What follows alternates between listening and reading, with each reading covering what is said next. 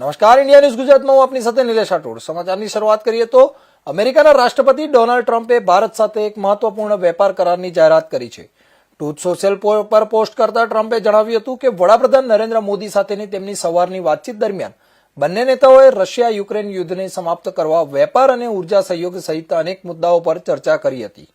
ટ્રમ્પે મોદીને તેમના મિત્ર અને શક્તિશાળી અને આદરણીય નેતા ગણાવ્યા હતા. અમેરિકાના રાષ્ટ્રપતિ ડોનાલ્ડ ટ્રમ્પે જાહેરાત કરી છે કે અમેરિકાએ ભારત માટે ટેરિફ ઘટાડ્યો છે. તેમણે સોશિયલ મીડિયા પર લખ્યું છે કે આજે સવારે ભારતના વડાપ્રધાન મોદી સાથે વાત કરવી મારા માટે સન્માનની વાત હતી.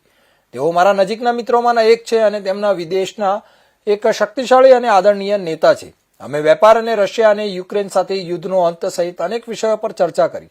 ટ્રમ્પે તેવો પણ દાવો કર્યો હતો કે ભારતે રશિયા પાસેથી તેલ ખરીદવાનું બંધ કરી દીધું છે અને અમેરિકા અને સંભવતઃ વેનેઝુએલા પાસેથી વધુ તેલ ખરીદવા સંમત થયા છે. આ યુક્રેનમાં ચાલી રહેલા યુદ્ધને સમાપ્ત કરવામાં એક મોટી મદદગાર હશે, જે દર અઠવાડિયે હજારો લોકોનો ભોગ લઈ રહ્યું છે. પ્રધાનમંત્રી મોદી પ્રત્યેની મિત્રતા અને આદરને કારણે અને તેમની વિનંતી પર તાત્કાલિક અસરથી અમે યુનાઇટેડ સ્ટેટ્સ અને ભારત વચ્ચે વેપાર કરાર પર સંમત થયા છીએ, જે હેઠળ અમેરિકા પારસ્પરિક ટેરિફ 25% ઘટાડીને 18% કરશે.